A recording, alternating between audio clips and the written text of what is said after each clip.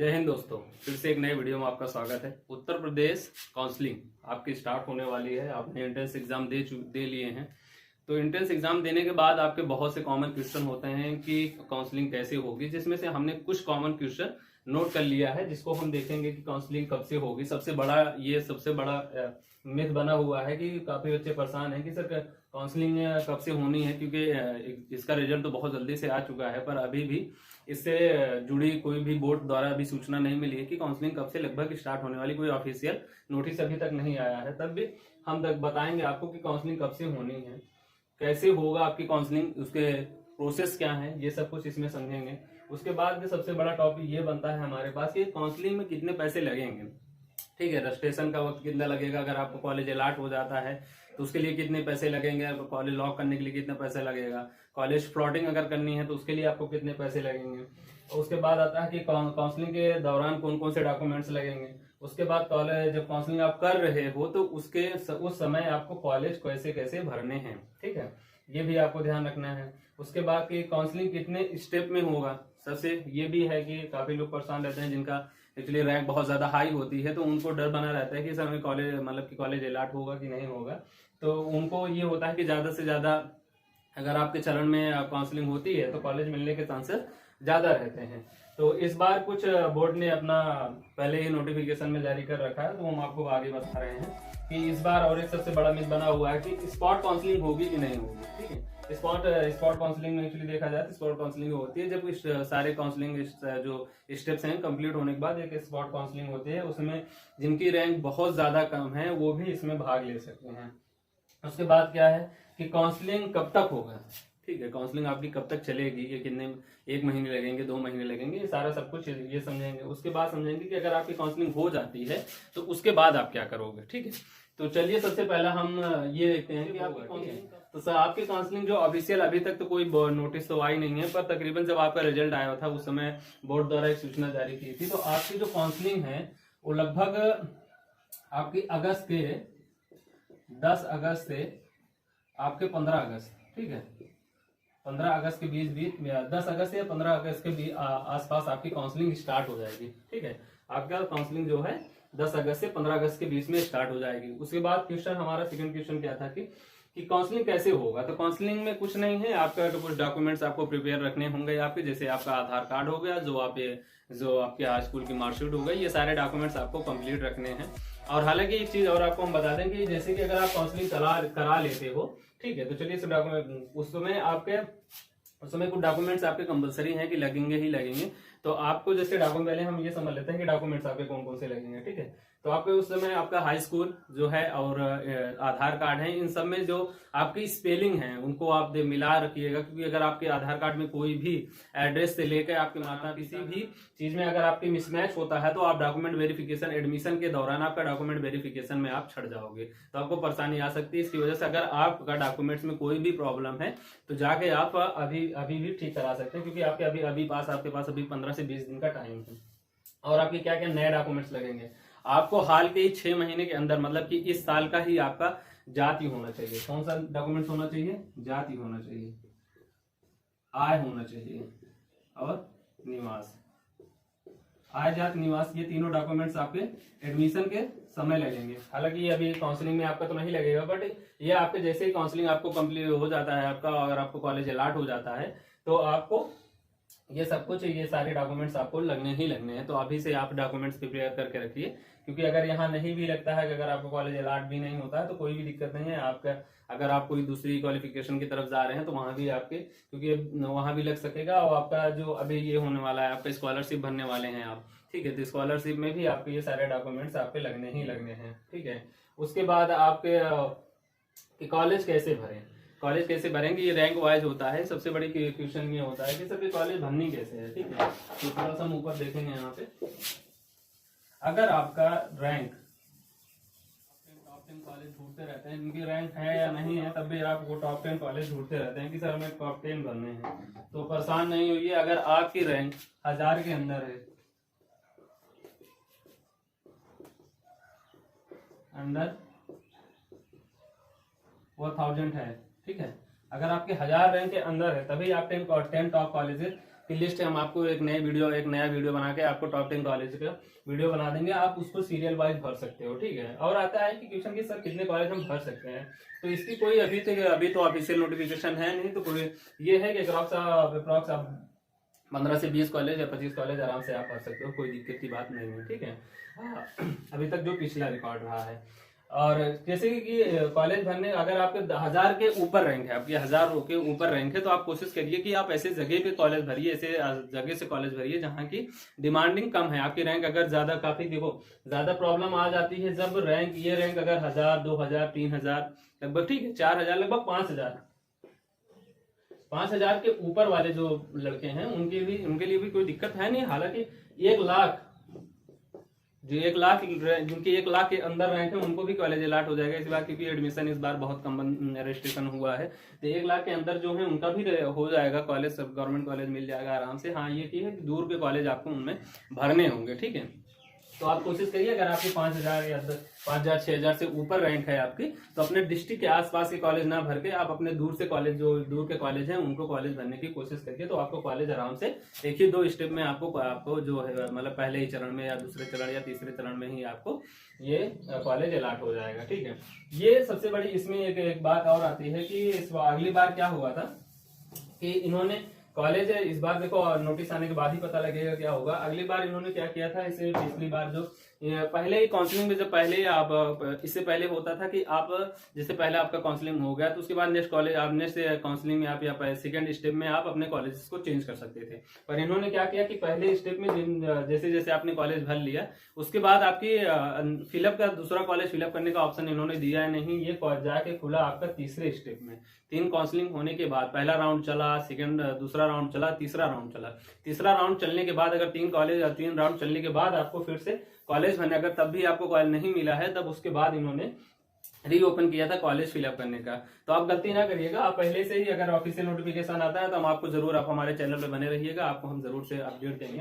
अगर दोबारा ये रिवाइज करते हैं तो क्या करना है आपको कि पहले ही राउंड में, जब आप पहले ही राउंड में आप काउंसलिंग करा रहे हो तो उसी समय आपको क्या करना है कि अपने कॉलेज, जो कॉलेज आपको लेने हैं, जिस हिसाब से आपकी रैंक है उसके बेस पे आपको कॉलेज भर लेने हैं। कम से कम 15 से 20 कॉलेज आपको भर लेने हैं। आपकी फिर काउंसलिंग, क्योंकि हो सकता है कि आपका पहले ही राउंड में आप जो काउंसलिंग में कॉलेज भरे हैं वो आपका लॉक हो जाए, फिर आपको थर्ड राउंड के बाद ही आपको कॉलेज फिलअप करने का ऑप्शन मिलेगा, ठीक है।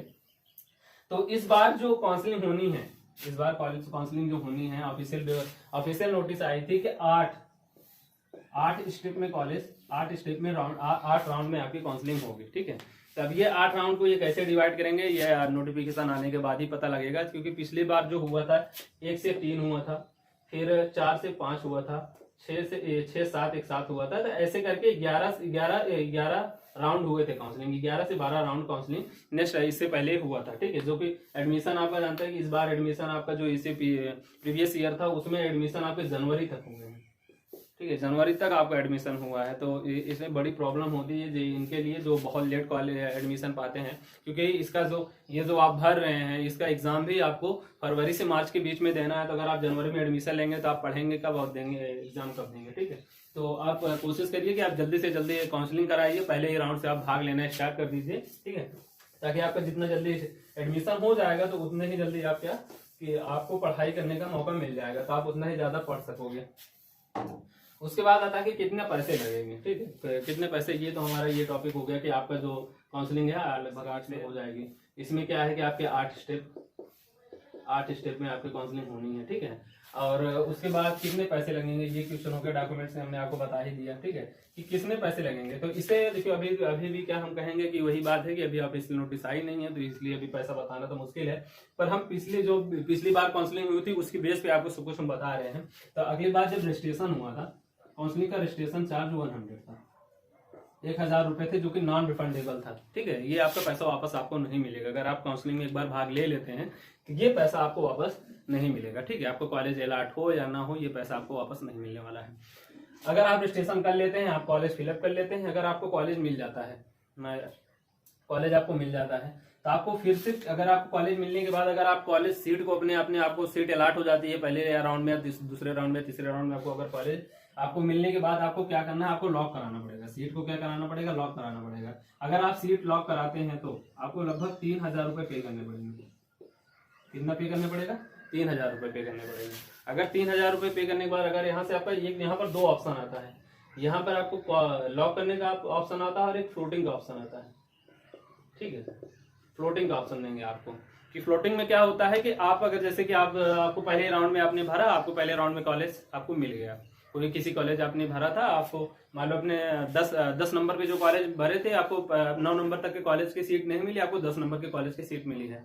पर आपको लगता है कि हमें पहले दूसरे कॉलेज हमारा जो हम उसमें एडमिशन ले सकते हैं, तो आप 3,000 रुपये पे करके प्लॉटिंग का ऑप्शन चुन सकते हैं। ठीक है, अगर मान लो कि कोई लड़का सीट छोड़ता है तो आपको वो सीट आपको कॉलेज वहां से काउंसलिंग नेक्स्ट काउंसलिंग में आपको वो सीट अलॉट हो जाएगी। अगर लास्ट में अगर ये प्लॉटिंग अगर हाँ ये चीज है कि अगर आप प्लॉटिंग करा लेते हैं तो ये पैसा आपका पे तो कर दिए हैं आप। ठीक है, अगर आपको लास्ट डे आप मान लो 3 ही राउंड काउंसलिंग होनी है तो लास्ट राउंड में ऑटोमेटिक ये कॉलेज आपका वही सीट आपकी ऑटोमेटिक लॉक हो जाएगी। ठीक है, अगर ये चीज है कि काफी लोग ऐसे होते हैं कि कॉलेज मिलने के बाद भी पैसा पे करने के बाद ये छोड़ दो आप, ये नॉन रिफंडेबल है, ये पैसा आपको वापस नहीं होगा। पर पिछली बार क्या हुआ था कि ये पैसा काफी लोगों का वापस आया था और फिर बोर्ड ने खुद अपनी ऑफिशियल वेबसाइट पे इन्होंने मेंशन करके नोटिफिकेशन दिया हुआ था कि आप ये पैसा आप वापस ले सकते हो। वो कैसे मिलेगा कि अगर आपको वो सिचुएशन ये है कि अगर आप कॉलेज लॉक पहले राउंड में आपका कॉलेज अलॉट हो जाता है, उसके बाद अगर आप पैसा लेते हैं तो पैसा पे कर देते हैं और आपको सीट नहीं लेनी है, एडमिशन नहीं लेना है, तो आपका अभी भी काउंसलिंग स्टार्ट है। ये नहीं कि स्टार्टिंग आपकी काउंसलिंग क्लोज हो जाए, अगर आपका अभी स्टार्ट है आपकी काउंसलिंग तो आप उसको क्लेम करके ये पैसा आप वापस ले सकते हैं। तो आपकी सीट रिजेक्ट कर दी जाएगी और आपका पैसा भी पता लगेगा कि हो सकता है इसमें आपसे कुछ चार्जेस काट लिए जाए, पर यह है कि कुछ पैसा आपका वापस आने के चांसेस हैं। ठीक है, उसके बाद और हाँ ये चीज और भी है कि ये 3,000 रुपए आपके एडमिशन के दरमियान जो एडमिशन होगा उसमें ये आपका पैसा माइनस हो जाएगा, या फिर कह लीजिए कि आप इस हिसाब से ये आप फीस भी पे कर रहे हैं। ठीक है, उसके बाद आता है कि डॉक्यूमेंट्स में आपको बता ही दिया है कि सबसे ज्यादा इसमें अभी तो आजाद निवास नहीं लगेगा, पर जैसे ही आपका कॉलेज अलॉट हो जाता है तो उसके एडमिशन में भी आपको नहीं एडमिशन में भी लग सकता है, और आपका जो है आप इसके आपका ये यूपी स्कॉलरशिप आपकी स्टार्ट ही हो गई है तो उसमें भी आपका ये आजाद निवास आपको करंट के ही 6 महीने के अंदर के जो बने हैं वो लगने हैं। कॉलेज आपको कैसे बनना है, कॉलेज हमने बता दिया कि अगर आपकी रैंक अच्छी नहीं है, अगर आप 1,000 के अंदर रैंक नहीं है आपकी, तो आप टॉप 10 कॉलेज के अंदर ना ही जाओ तो बेहतर होगा, क्योंकि आपको कॉलेज मिलने में भी परेशानी होगी और आपको क्या होगा बाद में फिर से कॉलेज ऑप्शन चेंज ही करने पड़ेंगे। तो इससे बेहतर है कि आप पहले से क्या करो कि आप उससे पहले ही आपके दूर के कॉलेज जो और भी कॉलेज, देखो कॉलेज कोई भी अच्छा बुरा नहीं होता है, हालांकि पढ़ाई पे होता है। कॉलेज अच्छे बुरे ये हैं कि आपका प्लेसमेंट के ऊपर होता है कि कॉलेज आप कैसे भर सकते हैं, कैसे भरें। जिन कॉलेज अच्छे बुरे वही होते हैं जिस कॉलेज के प्लेसमेंट अच्छे होते हैं वो कॉलेज अच्छे हैं, जिन कॉलेज का प्लेसमेंट अच्छा नहीं है वो कॉलेज बुरे हैं। और पढ़ाई को लेकर देखा जाए तो सबकी लगभग सिचुएशन सेम है, कोई बहुत ज्यादा नहीं पढ़ाता ना बहुत कम पढ़ाता है, लगभग आपके वो चलते रहते हैं। ठीक है, पढ़ना ही आपको ही है, अपने बेस पे ही पढ़ना है। फिर आया कि आपका कितने चरण में होने हैं, तो आपकी काउंसलिंग जो होनी है वो आपकी 8 राउंड में होनी है। आपकी काउंसलिंग कितने राउंड में होनी है? 8 राउंड में होने वाली है। ठीक है, 8 राउंड में आपकी काउंसलिंग होने वाली है। तो इस बार सबसे बड़ा है कि मिथ ये बना हुआ है कि स्पॉट काउंसलिंग होगी कि नहीं होगी। तो इस बार बोर्ड बिल्कुल मोड में नहीं है कि स्पॉट काउंसलिंग हो, क्योंकि स्पॉट काउंसलिंग में बहुत ज्यादा ये हो जाता है कि ऐसे भी बच्चों के एडमिशन हो जाते हैं जो कि शायद यूपी पॉलिटेक्निक में एडमिशन लेने के लायक हैं ही नहीं। क्योंकि अगर आप एंट्रेंस एग्जाम दे के अगर आप एंट्रेंस एग्जाम दे रहे हो आप, और एंट्रेंस एग्जाम में अगर आपकी 1,000 2,000 अगर आपकी 50,000 या 1 लाख के अंदर भी रैंक अगर आप नहीं ले आ पा रहे हो तो फिर कोई मतलब ही नहीं है कि आप पॉलिटेक्निक करें, इंजीनियर ऐसे बनने से क्या फायदा। जब आप एक एंट्रेंस एग्जाम नहीं क्लियर कर पा रहे हो तो आप इंजीनियर फ्यूचर में इंजीनियर कैसे बनोगे। ठीक है, तो इस मूड में है कि स्पॉट काउंसलिंग हो सकता है इस बार। उसके बाद पता लगेगा, ये भी तो अभी ऑफिशियल नोटिफिकेशन आएगी तो पता लग जाएगा स्पॉट काउंसलिंग होनी है कि नहीं होनी है।